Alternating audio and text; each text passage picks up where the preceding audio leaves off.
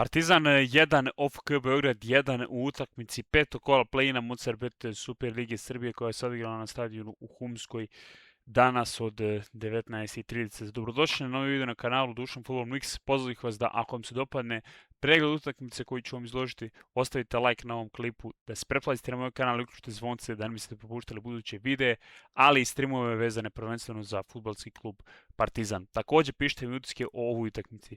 Koji smatrate da bi ishod bio pravedan po svemu sudeći, odnosno po utakmici između Partizana i OFK Beograda, po svemu viđenom, po svim prilikama, i da li mislite da Partizan može i pored ove utakmice i pored sada već zaostatka, odnosno na Vojvodinu bodovnog, završiti na kraju sezone na drugoj poziciji.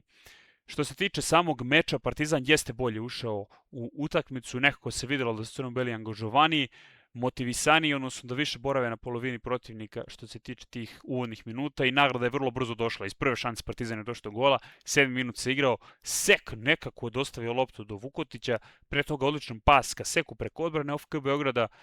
Malo je Popović izašao, odnosno oborio i svog igrača i Seka, odnosno sva tri fudbalera su na kraju završila na travi. Lopta se dalje od Seka odbila faktički do Vukotića, koji je na kraju ipak sproveo loptu u praznu mrežu maltene, i Partizan vodi od 7. minuta susreta. I Partizan nema nekih većih problema u tom prvom poluvremenu, ima delimičnu kontrolu nad utakmicom, odnosno OFK Beograd nije opasan. To je ono što želim prvenstveno da istaknem. Šta se dešava? Slobodan Urac, izveden sa desne strane, centar šut u kazneni prostor Partizana i lopta pogađa u ruku Poltera. Da li ono 11-terac po vama? Pozvao ih vas i to da napišete. Dugo se čekalo, konsultacija sa VAR tehnologijom. Istina je da je lopta pogodila u ruku Poltera, odnosno takav utisak se stiče nakon pogledanog snimka, i da ruka nije bila baš u najprirodnijem položaju. 11-terac za OFK Beograd realizovan je od strane Cvetkovića 25. minut, i to je ujedno bio konačan rezultat utakmice. U nastavku susreta šta je usledilo? Dakle, Partizan je bio tim kojem je definitivno ovde bilo, da kažemo, hitnije da dođe do pobjede. Zašto? Zato što je Vojvodina uspela da triumfuje u meču sa čukaričkim minimalnim rezultatom. Vezali su 3 pobjede u svim takmičenjima, nemaju poraz 5 mečeva za redom i imaju sad finale Kupa Srbije protiv Crvene zvezde, kao i mečeve sa OFK Beogradom upravo u narednom kolu, a potom u posljednjem kolu dočekuje Novi Pazar. Novi Pazar koji je interesantno pobedio Crvenu zvezdu na stadionu Rajko Mitić, ali koji neće imati neki takmičarski motiv u toj utakmici, ako govorimo naravno o borbi za plasman u kvalifikaciji za neko od evropskih takmičenja. Tako da Partizan sa druge strane ima duel sa Čukaričkim na Banovom Brdu, a potom će dočekati Radnik iz Surdulice u Humskoj.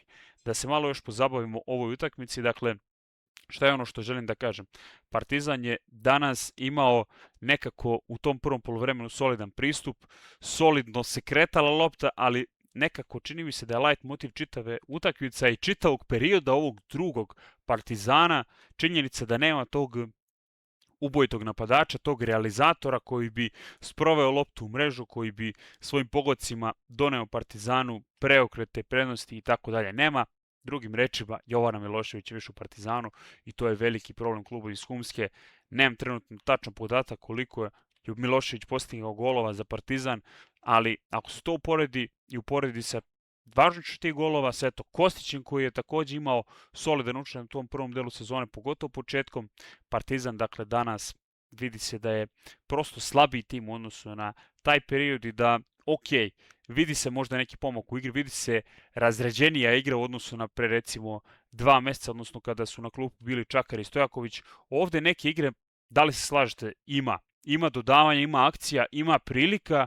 Polter uđe u šansu, kombinuje sa Ugrešićem, Dragović takođe čini mi se da je bio par puta u tim akcijama, ali nekad se lopta pošalje malo iza leđa. Da li fali malo ugiranosti možda fudbalerima Partizana, ali u drugom poluvremenu recimo ušao je Bogdan Kostić, 2 šanse, u ofsetu čini mi se da se našao oba puta. Partizanovi igrači danas što se tiče nedozvoljene pozicije, dakle dosta puta su se našli u istoj, 9 kornera naspram 1 samo koji su izveli fudbaleri OFK Beograda, 10-5 šutevi, ali Partizan, ako govorimo o nekim većim šansama, faktički jedinu iskoristio, statistika makar to kaže, taj gol Vukotića. Ni OFK Beograd nije imao neke veće šanse, osim jedne. I to zaista, posle greške Vukašina Đurđevića, odnosno pas u zadnju liniju, došli su do posle fudbaleri OFK Beograda, Hord je ostavio pas za saigrača, ali udarac visoko preko gola i kažem, rekao sam to dok sam komentarisao utakmicu. Možda vam neće delovati da je velika šansa, ali na osnovu tog udarca pre svega, ali zaista jeste bila i tu je OFK Beograd mogao na početku već drugog poluvremena da dođe do vođstva 2-1, setimo se da su pobedili Partizan 2-1, tako da ko zna šta bi tek tada bilo i kako bi se Partizan izborio sa tom situacijom.